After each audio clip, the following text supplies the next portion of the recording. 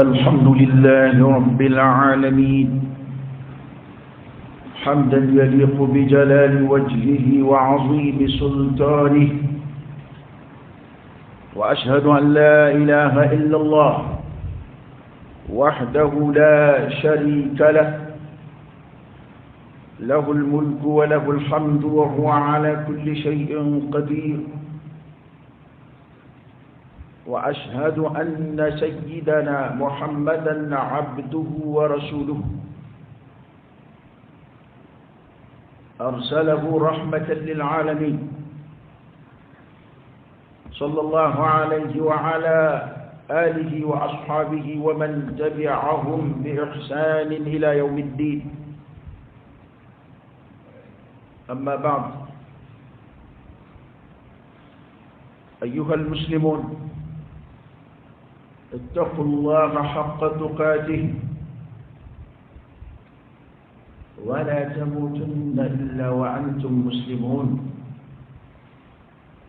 كما أمركم به ذلك ربكم فقال: يا أيها الذين آمنوا اتقوا الله حق تقاته ولا تموتن إلا وأنتم مسلمون. وقال الله تبارك وتعالى: ولكل أمة جعلنا منسكا ليذكروا اسم الله على ما رزقهم من بهيمة الأنعام فإلهكم إله واحد فله أسلموا. وبشر المخبتين الذين إذا ذكر الله وجلت قلوبهم، والصابرين على ما أصابهم، والمقيم الصلاة ومما رزقناهم ينفقون. جعلنا الله منهم. أبا على فوقاتك ولمنك على بركة. أبا على فوق بركة ولمنك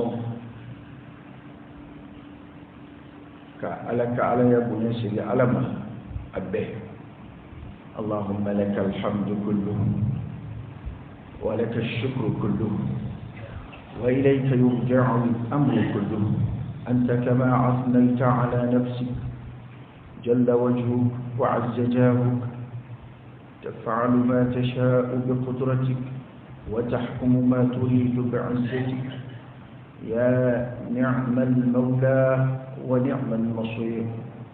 الحمد لله بجميع محامد الله، ما علمنا منها وما لم نعلم، على جميع نعم الله ما علمنا منها وما لم نعلم. تنوب عليه على ركب يعني تنومك كام على دبور على كفاما يعني تنومك كام وتنوب عليه. وقام شيري الله تعالى ككلباديك شيري بروبري الله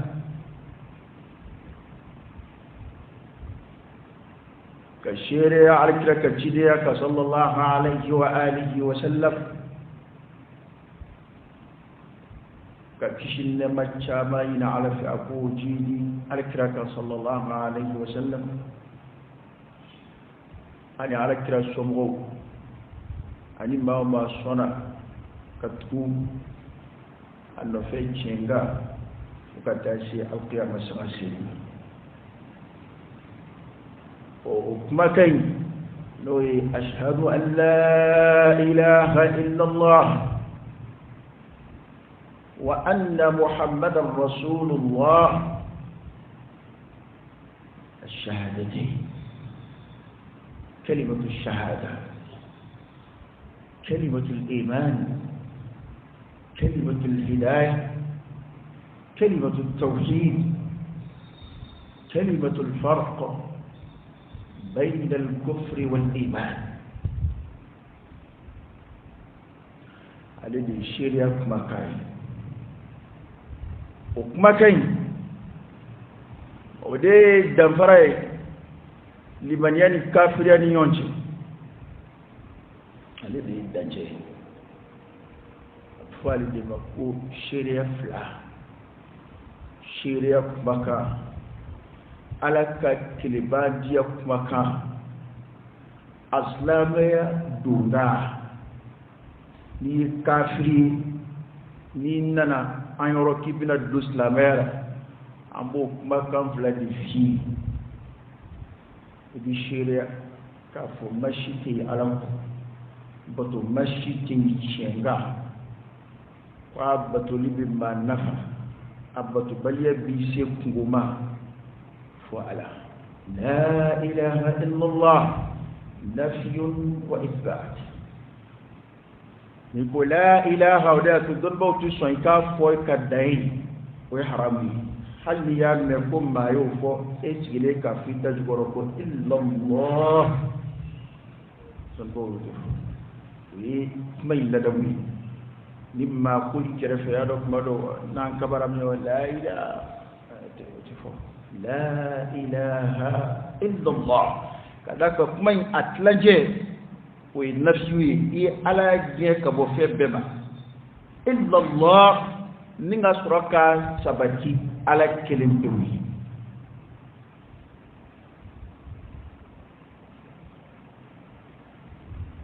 ɔ n'i y'o fɔ min yɛrɛ nana ka n'o kuma ɲɛfɔ Isa n'o ye alakira ye sallallahu alaihi wa sallam i bɛ sɔrɔ ka seereya o ka cidenya n'o ka nabiyumanya kan ashhadu an la ilaha illallah wa ashhadu anna muhammadan rasulullah bɛ seereya k'a fɔ batoma si tɛ yen tiɲɛ nka k'a batoli bɛ maa se aljinɛ ma a batoli bɛ maa nafa a batobaliya b'i se kungo ma i bɛ taa laban tasuma kɔnɔ don la illallah wa ala o kɔ ka seereya alakira ka cidenya ka sallallahu alaihi wasallam k'a fɔ ne dara la min nana nin kuma lase o ye cidenya ka bɔ ala yɔrɔ o tuma ni kafirilaman nana k'i bɛna don silamɛya la kabini alakira tile la sallallahu alaihi wasallam fo ka se bi ma fo ka taa se dugukolo melekeli ma nin fila de bɛ f'i ye n'i ye nin fila fɔ i kɛra silamɛ ye o ye diɲɛ fa bɛɛ donc dɔ de ye ne wele k'a fɔra ko hali n'i ye silamɛ ye ko f'i ka taa bayi'a kɛ fo de b'i ka silamɛya tɔ sinsin ko n'o tɛ ko i ma k'a ye fɔ. Ne ko k'o fɔra o ye bi de o n'o tɛ a kuma daminɛna anw ɲɛna yan o an si ma janya dɛ nka a daminɛna anw ɲɛna kumatigiw bɛ kɛ k'u yɛrɛ ɲinɛ yɔrɔ dɔ de kɔ an ka taala yen n bɛna révélation kunkurunin kɛ kumatigiw maa caman t'a faamu bilen nka minnu kuma in bɔra yɔrɔ min na olu b'a dɔn kuma in ma na k'a bɛ silamɛya sinsin o ma fɔ kuma daminɛ la kuma in ma na ko silamɛya kɔnɔ ko dɔ don ko mɔgɔw bɛ se k'a ta k'a kɛ o ma fɔ kuma daminɛ la kuma in ma na jamais a kasɛti kɔrɔw b'an bolo yan wa an ta tɛ montage ko ye ko a fɔra anw ɲɛnama de ɲɛna yan a wajuli kɛnɛw ni a wajuliw bɛ kɛ tuma min na o y'a sɔrɔ montage ko yɛrɛ ma daminɛ e y'a kuma mɛn bi de anw y'a mɛn ka b'a daminɛ nin tɔn in a tɔn mɔgɔw bɛ ɲɔgɔn dɔn ka bɛ tɔn in daminɛ min fɔra daminɛ o de ye k'a fɔ maa si ma don silamɛya la fɔlɔ n'i ma taa o ko in kɛ o de fɔra Mali la yan nka bi ne b'a ye n'u ye débatw sigi n'u kumana u b'u yɛrɛ ɲinɛ o yɔrɔ kɔ ko nin k'a bɛ suna kitabuw kɔrɔ ko Alakira ka suna don ko munna an b'a kɛlɛ ko n'i y'a kɛlɛ i ye aya kɛlɛ i ye kira kɛlɛ non an kana ko ju a fɔra fɛn fɔlɔ min kama an ma ɲinɛ o kɔ dɛ a fɔra de ko n'i m'a kɛ k'i tɛ silamɛ ko hali silamɛden minnu b'a la ka wolo silamɛ duw kɔnɔ ko f'u ka taa nin de kɛ n'o tɛ k'u ma kɛ silamɛ ye fɔlɔ o de fɔra ni min ko nkalon don an b'a kasɛtiw bɔ ka bila wa bi kɛlɛ bɛ jumɛn na k'a bɛ kitabu kɔnɔ ko jogoɲumanya don ko an bɛ jogoɲumanya kɛlɛ kuma si tɛ kuma in kɔnɔ min sabati bɛ maa wɛrɛw la ka tɛmɛ aw yɛrɛ kan aw ka jate la ko jogo minnu b'a kɔnɔ tawhid ala kilibadia ani fenduru munum be fo ndeninge o taw ka fendlale o qur'an ayati bay'ado bay'ateo o yini be islamé befe ngane nde fo ya ka koro ngani yaye ni kuma nunu fora ya masiga kele adana nyona o de soroya parce que toujours ibaye farafina ya de mogo bena do de bena islamé kono fe do tako monopoliser ka fo ko ale de boji na be qur'an kono muna qur'an te foroba ya ni mogo duna islamé la ka ba qur'an kono fe bese no mo ngoti ko to lina kono fe be jigo ndai ni ko ngo ashhadu an la ilaha illa allah wa anna muhammadar rasulullah ikira islamé ya maruka be nginde bi fe alladhi kambe tuli nginde bi fe yani mogo do ko a kono fe do be o ine tay dina fen to fo de nga mamunu hakili kono ferele do olu ba fam ale ma damnew adam ne naka ko ale be islam ya kono fe do ta ko o dajuru bulu de bulu olu de be e autoriser ko ke tasura ala dunya ya maru qur'ana kono ka ba no keli tarkula kabini jie dara kabini islam ya nana dunya e ko islam de undara do islam ya la qur'an bide ne bitu ame ma kini rete kuma na ba mi fora folo ni ma ke islamé bi amma fu islamé de ngay ka islamé de madafa ni ma famu folo aw mi magoto ka okuma aw ye joni islamé la aw de bankiri na islamé wal na islamé wa yali wahi wala de be ga jigi aw ka min jigi na ka koro tekele wa anji baro esek aw ni ma famu aw ma fi islamé de nere wasu ne ta Afrika dadu ni kuma nuna ni wajibite ni tletli kile titansi ko be dalu yinin la islam ya dam na nabiya mo o donde dam na nabiya mo ko do ala ngile ne fe awini ni ko ni ba dafa jamana shi doni ba shi mai ba doni min biya o awayu jigina maldila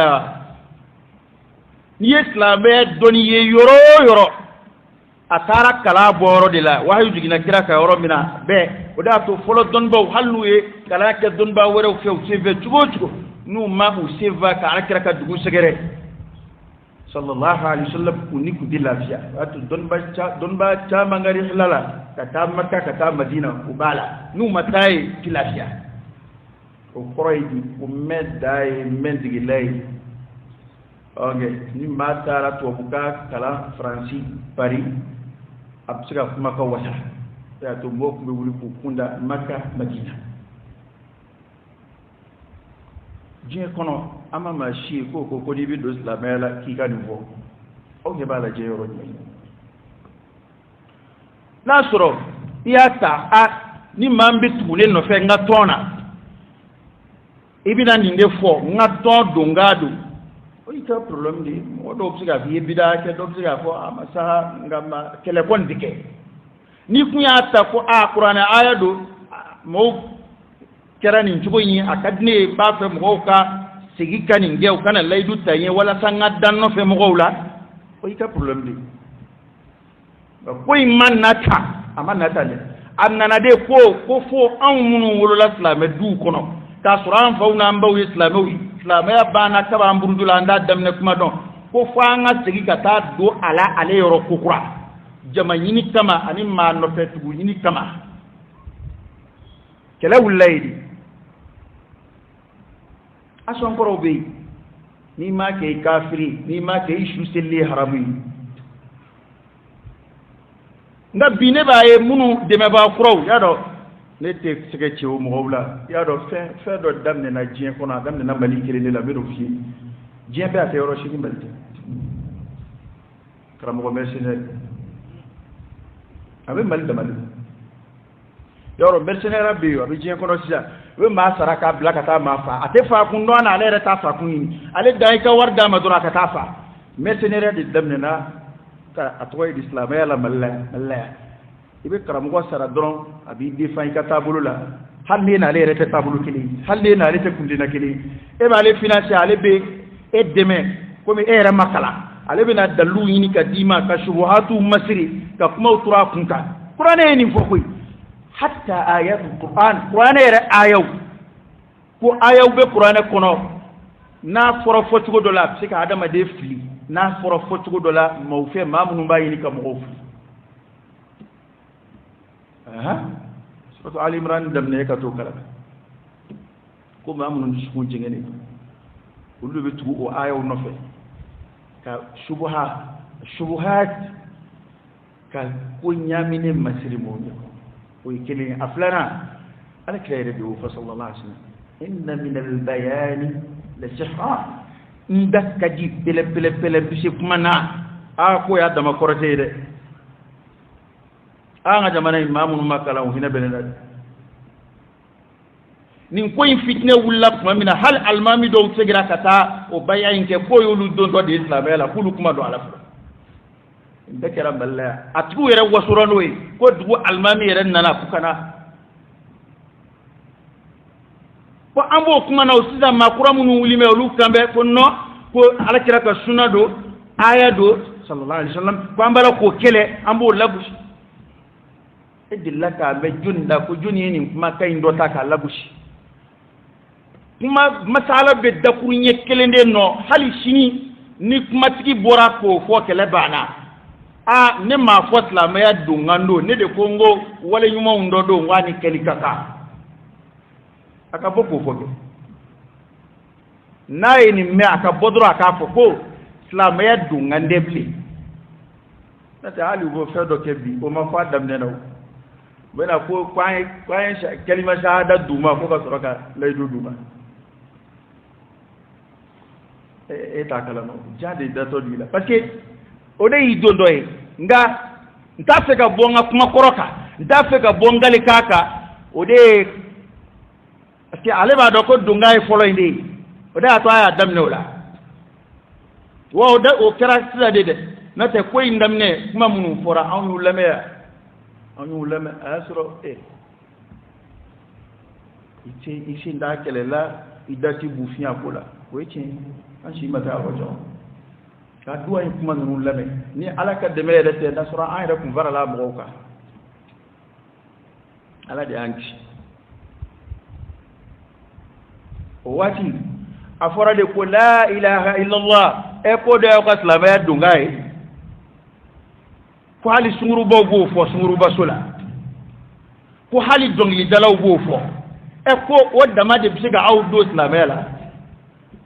subhanallah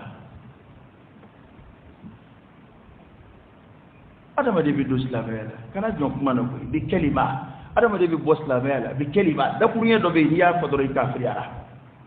ni ki dala ko alati subhana o manzuru la ilaha illallah ya imake janne de wa fodi segira ka ba kuma fana sunguruba mana fo la ilaha illallah be do ba daraja la ni do ngala ya fo be do bala do ngala tala ka upasada do zo man vo tala ka upasada o do ba daraja la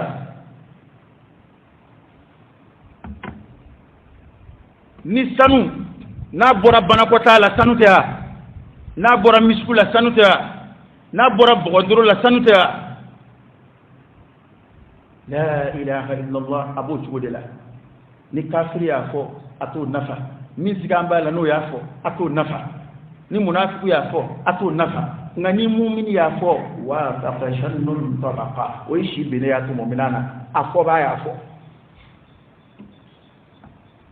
nganu kuma bi ubabala ku yere nyine ko kuma koroko ama nyine de shuba bi nyine ngai min de tawti nyine ni ngani chebe kuma info karambe na kadiye kana da radio suma de ta fo era fila kanyine mbeke kanen parce que to dora fo mo ama kala ta sangala ma chenna ma fo ngala na de ambo ay mi fo folo ko libi kadi tekili afora de ko islamé dongadu ko hal islamé din ko nu ma ke ko islamé o ke hal nu sara ku shuma ngati ubina sigi nubi sigi ubu kumvi unjabugo ko abu bukhari kono abu muslim kono abe Abu Dawud kono abe sunan nas abu reka kitabu be kono oho muso suturali kira o fo o sunay ayini fana fo munabe ni gele koronke abe Bukhari kono nga ini ala che Bukhari ko fo mo be do islamé de la gay hali mo mun tubira Bukhari nyina ma bulu ayu tubi ni la ilaha illallah di amanya fu into da islamé le bina ni ndoro bina kuma mun fo ni nous y a que après que qu'on donne c'est des cas exceptionnels baya kera ko mun kama baya mun kera ube donné quel est alors né au deux fois c'est très simple ni tara Égypte ta Jami'atul Azhar la ikata ko e ba feka dos la mela ika leje ubina iya maruki kam minge ni boray ikata Madina kiraka misiri dugube yoro mina kaye kiraka misiri kono ikata kiraka misiri almami do ku ko jirila ika foye ko e ba saka do islamela ika lame abina Afrika munge ni bore ikata Amerique Chine Japon ikata yere krefe jamana wala o mani segira kana jabi fo ay ni donga wara benay minde ay mi fiye yayi ikano langale ay poyi anywana tero rew abe mal dama de la o ne ba me fana nubo kuma wa ko beni ka tabulo do ko beki take non tabulo qurata umbulo ya de al madahib al arba'a ma shiti kunte no luye ya ko tabka durna ni ala sala parce que ndlo bo fana ko kuma ko beni ka tabulo do ko malikiye be shafi'iye be hanat o kuma ay rabida ke atabna ko shido ya akila ko maliki de ya tigite ko mazhabu bene bulu ayna tugu nofe maliki de mazhabu dula doni di warala aka doni warala ka wala ngandamige afatule unana ka doni kuma ka ungenyonga don bo ko de makwata tabulo abu kuma ana rafabi karamo ba mun bi alaka shidanu ma na dote atiki ka darsu aka kuma kan ay kiri mun fo tonga no farala nyonga mumina fo ikiba to fo bana ngala dore ba fo ko karta ka tabulu waka kunlina ale akoro fo tugumina ay layni munun fala weni madabu imbede nanata nete madabu tiki kilindi abbe ko kwaye tu wala kira de no sallallahu alaihi wasallam ado were ngarda kwa kana tugune ga kuma no de ne ya boro mina ayta ta aslula la'alla ne ma do famu aw no famu ka temeneka ne makala yete ni shifa ba fodron ambe abu wi kele de ke ubi kele de ke ko fanga tubu tano fe joni afi da tubu tano fe joni o ma fo ma shia ngani mie che mi molo obode no fe kele ke jere o de hal pede ubi kele ke pede no fe hal gorjige no gorjige nyan no fe kele ke ni islam nyuma ni dara la ko akila mie che bi islam nyon wele kana o ma on bo da madela wa de fora de here mi ngon ni yere ko nywana kam ni islam nyon ko tabulu yi kwa ya besuraya kan fon fembe wajulla ko ambe wulula ka tabulu nun suraya ko do wara tama doro anga dotta doro ka tugono ahsan manyena nga ema dotta wala de enda na kuraji keli aflana e ko o munu yere biya ko shima do islam yere la folo o shima do ala folo kangalo da an fauna an bauni an akara mobla ni ali so hali nu bena fa fi taraba ya ku emuera femire tatuko fuite koina tatuko talaw ima kala yoro wore kara mo biya o mafo aboromin abu sura sada ere kuma ko infamu sada ture kon rahimahullah sibu ba sura sada ere kuma ko infamu sada ere balula ka saya masla me duga do ja ana jamana madrasa din folo ere fa babbe kala na limi bulu sibu jamana kay makala nga bulu karamo makala nga bulu amancha ma fu ina e pulle na kile de nga madrasa kala ko ni o dawla no to no buyano karama ko ni ano o ma fu volo ya ko ni ayo sura o kabola kananga mashayikh nuna sufi munun demena jamana don babbafen demena kuma mo gawtu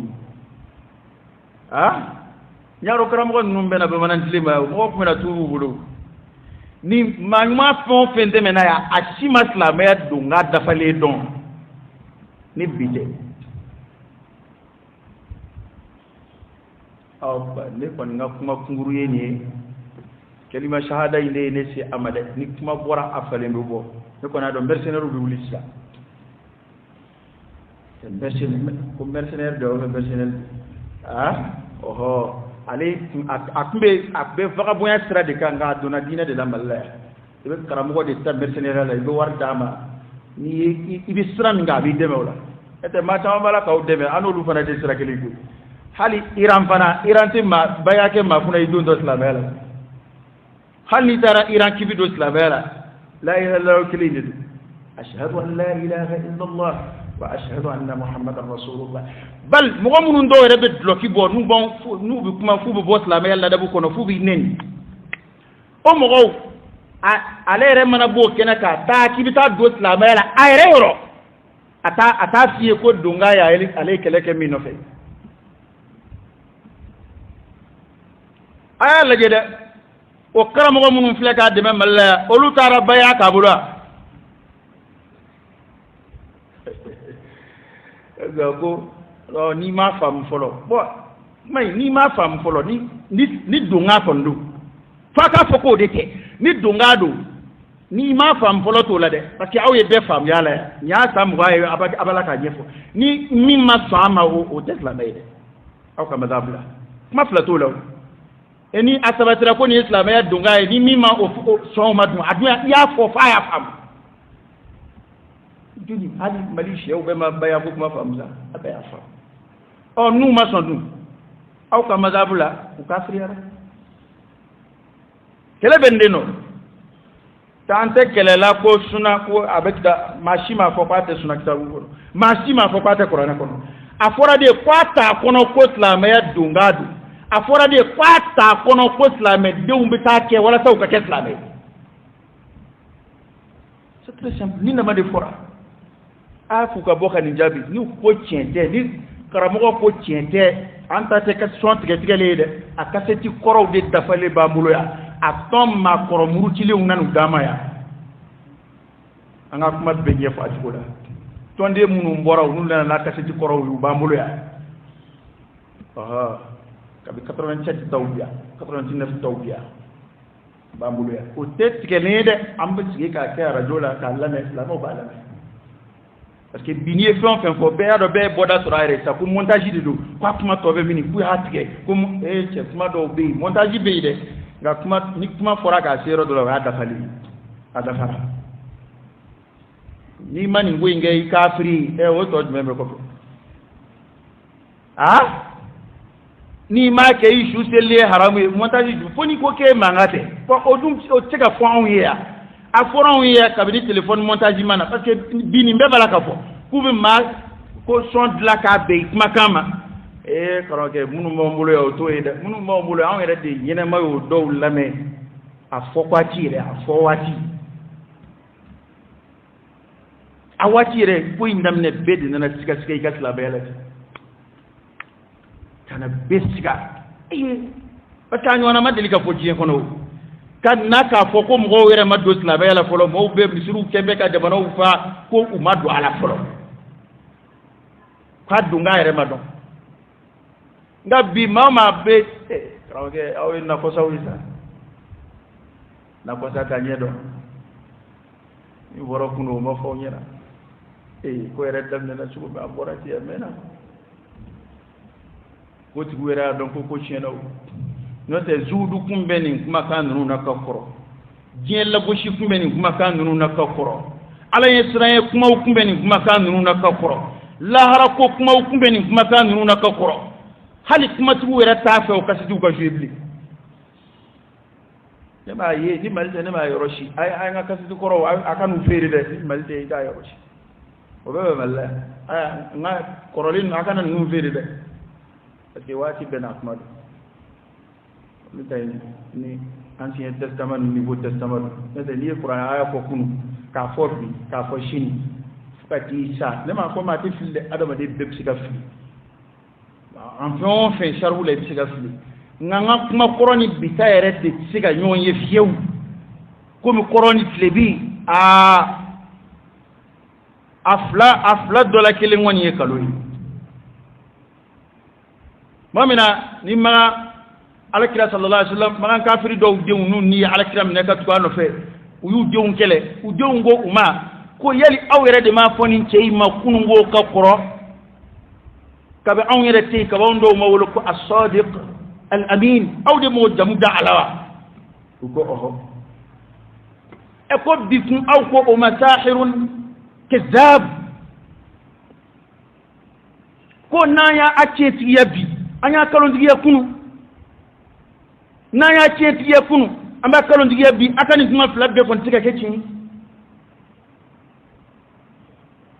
je te fuyi je re de abe o flay kili wabi maumani kumana yaronga jabana da slaves limbe dawla ko deka ba fondila ko ite kutubala kibe ba do deka qur'ana e rebe modi ko hal ma to re foro qur'ana e ata tabati ata kala ba ni fitna bororo mina ambo nyede fo insha Allah ko dawla la ilaha illallah slaves de be dawla yini nay slaves be ke jedi slaves be ke jeni nay slaves be waso ni je زين للذين كفروا الحياة الدنيا زين للذين كفروا الحياة الدنيا ويسخرون من الذين آمنوا والذين اتقوا فوقهم يوم القيامة ألا يميفوه كو جين مسر لكافر دين يكرو فو أننا كون ينانوي جين سرو أبانا فأننا كون ينكو جيدي أبي كو جين مسر لكافر دين يكرو كو فو بي yele bona ke mawla mamunu liman yara nuwe mu'minu fandana mafle ka mu'minu la fule nimbe ka ba alakira sallallahu alaihi wasallam ko munafiqu do kumbe nuwe alakira no fe ma kerengere le unna to do ma la fule de ka ta no fe ubi yele ulati ubi nyongori ko du bolo ma zaga unna to fe afara ko mu'mina kema du bolo ma ko fle hala do la sinite kula bo القرآن يقول لك ويسخرون من الذين آمنوا ubu yele bo mo wala mo mun liman yara ngala e mo vokat ko la ko atota minu reson mina jendi mu minu re ma ko de ak walladina taqaw fawqahum yawm alqiyamah ak ko inte ye ko yella haradi hey ni dabe la harako la shebe islam ma ni ma dala tici fi islam ya sarati di jena bi la har ko munu zran ala yawlude ben nun zambede إن تسخروا منا فإنا نسخر منكم كما تسخرون إن الذين أجرموا كانوا من الذين آمنوا يضحكون وإذا مروا بهم يتغامزون وإذا انقلبوا إلى أهلهم انقلبوا فكهين وإذا رأوهم قالوا إن هؤلاء لضالون وما أرسلوا عليهم حافظين قال أنا مفوق ما لبنا فاليوم بي مؤمنون قدوا بنا منو لمن يا ربي كاسروا لا ولو يا ربي يلا لا وبوك ديوكا نومو بنا مؤمنون يلا دوبنا نسوجا دوبنا قال إلى يدو من تو يوديا لا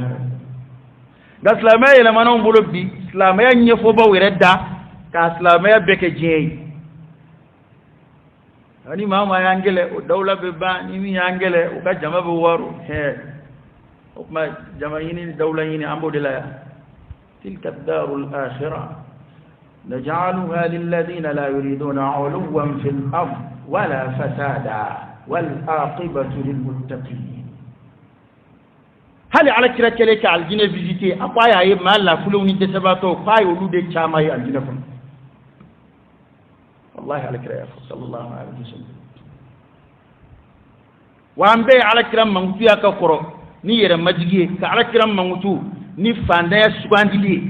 ko adilla ka jira ala kirala ala fe yali be masa sulumana tashi de fewa ko fari kan nabi maka sari ala kira ko ne ka toni njugo ina saude ka de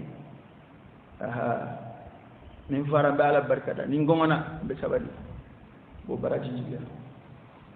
ñala kira ku do ke ko magan ku ka ke sanwi ay mbeke ñala kira saballa sallallahu alaihi wasallam ko ma do abisa kalu ke kalu fla tubli yara tikafi ambe ni foya be ruwaya kena mawna bi Allah bana kana nga netu jiga fo bawla de fo munu be tigere fo akolla parce que ni tigere fo ay ko ko karamo do ali kele ko dawla bana re mi zigile fle dawla re la fola dawla re manna ila folo siwe fle wajul kero la halima ma tande don aw yaro ko ko ala sebe ko bambe ila sad hakin de dubara ka karamo bala ka karamo do la gushi ko dawla bana ko fenda bulu edu ba do bala ko fo karamo ma fembo bulu katebe eka dawla mimbola ona ka dawla bambe o tato ni ka cha edai gaibo kule ko chendo apo ay mi ma dawla fo isoro ya do eta chena sade akuma ko inte dawla ko inte nafulo ko inte jama ko nya ala ko ne rebe maluya me ni bana islamé ko abu wasu ni jie maluya ko ba folo don baw ne salaf ko ni jie ko be ka delu bi bisran ubisran uyere bisran wari ulu fitne to teniye naunda ke memmi ni jie bi dayela wi alhamdulillah nyena kada mama e dina ko keleke ya itiga fo kiye mi ni dina ko la ko nyena o ma nyew nga muni ye kele jigi so ni ye kele jigi kalimatu haqqin yuradu biha batil e kala ni kunta ala koy mbala ka fedo de ni ala ko toy o fen zoro la minge mana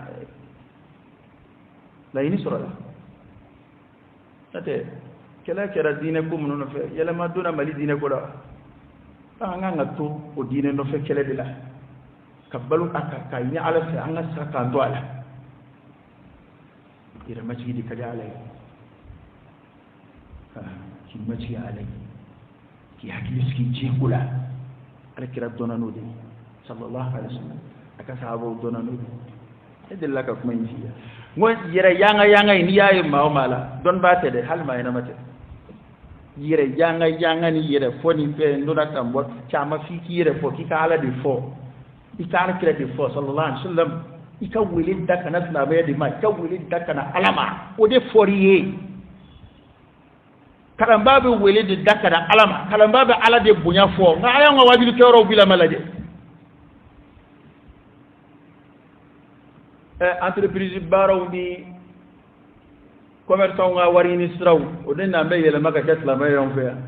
ni min sigira baba ka bara jati ite mo tubili ko kuma fo israka ay don hali bi adobe مثلا ابن عثيمين من نبات غم رحمه الله وكل ابن عثيمين كنسي بس دمنا ay rek ala isra fe anay mo tawjihu ka ci hakimina ala ya deme ka ka sigi dadla ko ni siraye ne ma sey de mun ziraye ya baro bon ki iba ko pa da ma yorodo ani saudiya fa to tekle ka chaya atuya misali ko be ko min duna ala kira ka dula sallallahu alaihi wasallam sigi da mo la da bu chugo anay rek ka doni ka tasiru chugo folo don ba ko min ma jamu no de wi no blamin ke ala yesra ka wi no blamin to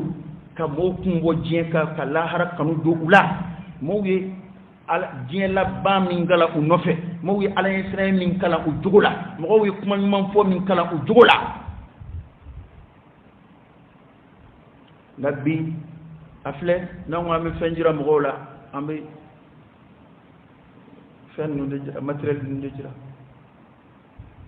ni ma si wallahi ku hina bene mi ma si o yeni ndiya ni karambo yɛrɛ y'a miiri ko mɔgɔw bɛ e hasidiya diɲɛ de nɔfɛ i ka dɔnni bonya kɛ i den bɛɛ ye kuranɛ durusi u mi hasidiya o kama hali musow bɛ kuranɛ durusi u mi hasidiya o kama i yɛrɛ bɛ kuranɛ dɔn kojugu u mi hasidiya o kama i bɛ fɛ k'o dɔn i bɛ asilamɛya dɔn dɔnniw caman durusi b'i kun na u bɛ hasidi f'u ye hasidiya de ko nafolo b'i bolo a dɔn o ye makari ko ye dɛ kɔni o ye hinɛminɛ ko ye o parce que ni malaya na on ko ambe waso ni nafolo ko ni jama ko yi donc dala do na fe jama ka ta mali population donc dala o be jien ko no tika concert kan faire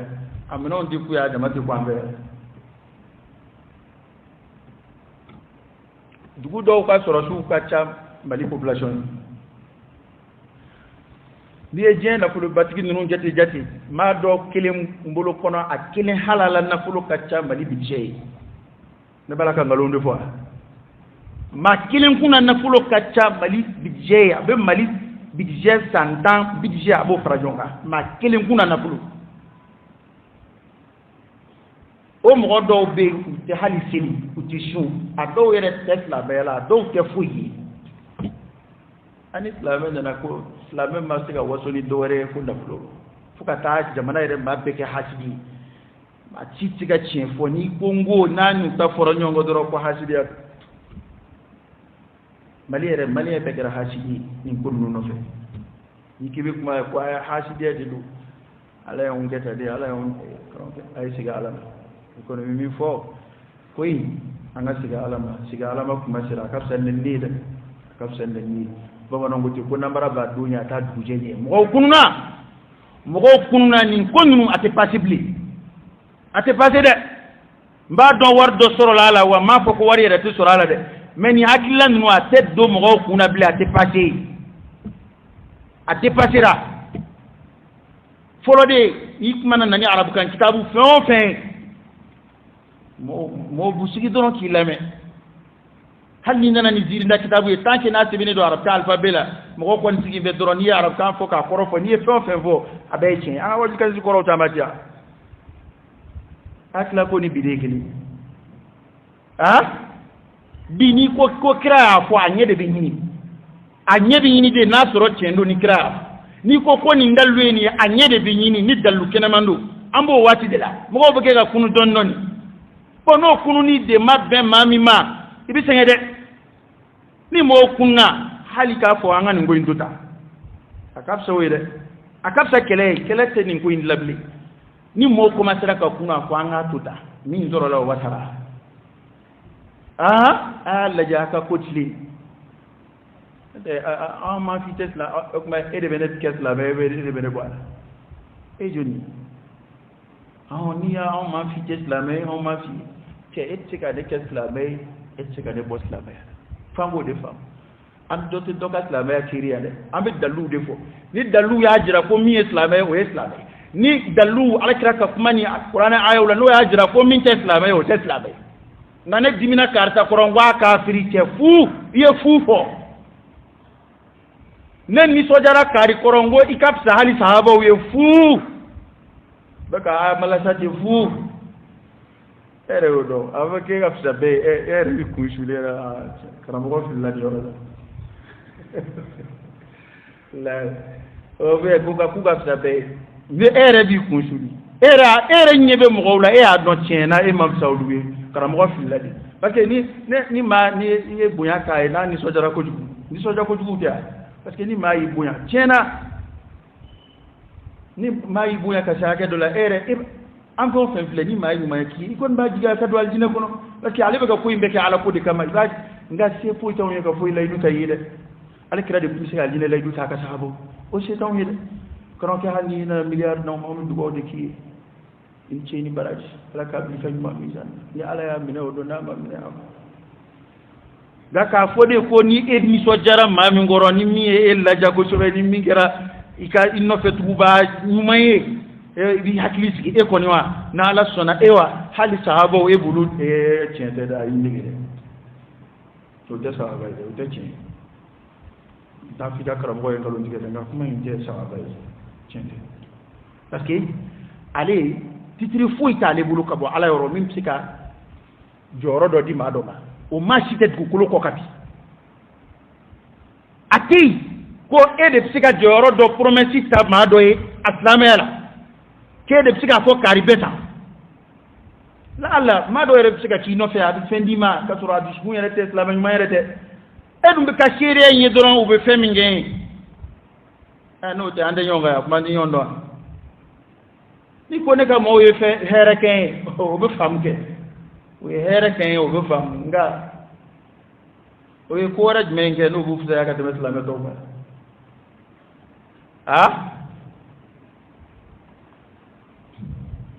ok ni e dogo sojo ke bi mo fura ke wala sa ikasega ikakorota no e ko e baran mai fika mo fura ke fudila ngani mo go fura ke dogo so kono wari konna o joli peut-être politique strasa absika fo jamana jodo nga personnellement ibi ga wari indela kindi ki dama be jamana kono dambala adaw tigere islamé wa jom ngama olu o juma ngi waso la kuli do rasul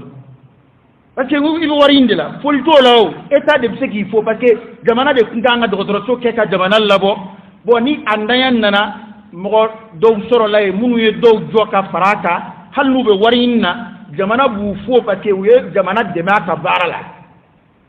nga wala tay ka fo la islamela fo ni bi mo furaka kono fula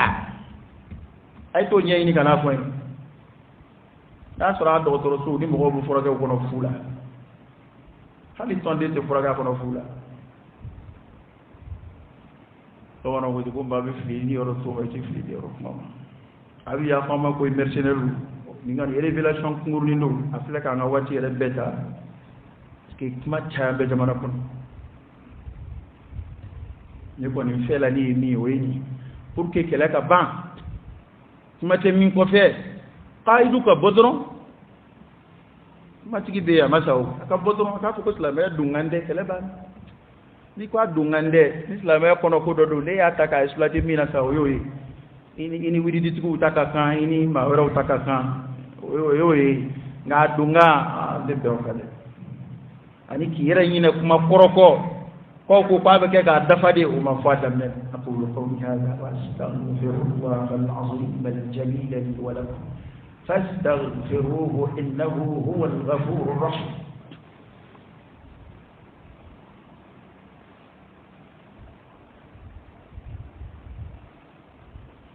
الحمد لله رب العالمين حمدا كثيرا طيبا مباركا فيه وصلى الله وسلم وبارك على سيدنا ونبينا وشفيعنا وحبيبنا محمد وعلى آله وأصحابه وسلم تسليما كثيرا أمي آية كروفة تليالا وكيكا كما كنت كما أمبسلي طولا هل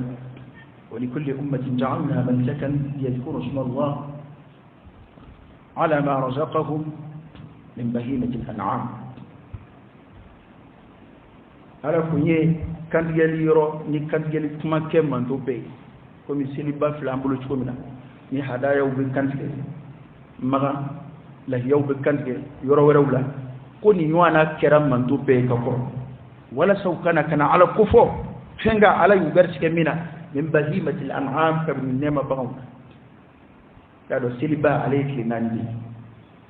seliba dum folo ani tile sabaka tu ala abfo tile sabama ko ayyamu tashriqo o tile sabaf ana kilingile bela la yabsiga kha bela halib bi ni bugune ni mbi kuna halib bi ni juma jigina ha ni sori kuma fa ni mago ba barajele bisiga fa ni sama kana fo ya silte melaka ba musa wala kono ni na baraji ko ngobiye kan dai atama da su gogo de ka bo baraji ko ni la ya baraji ko kon godo a dun laba de bi halibi la ya bsiga fa le sabaka tu sheli bala bara ko manto mun temena kadgeli wati keruye wera ga seli do ngumbe ka fali ke do ngumbe bina kana ala kusma fenga ala yu garske bina min bahimatil an'am kabni nema bahona wa nema bagaye baga façon nani bani saga mishini nyame ulu islamé la sugo ko famba abulu de koka oni nono ko kuma me fana islamé la yoro ulu de nono da to ko nema bagam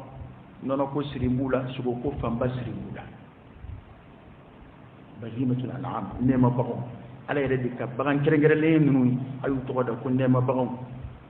ko bina kana ala barkada o kandigali songa ala yu fomine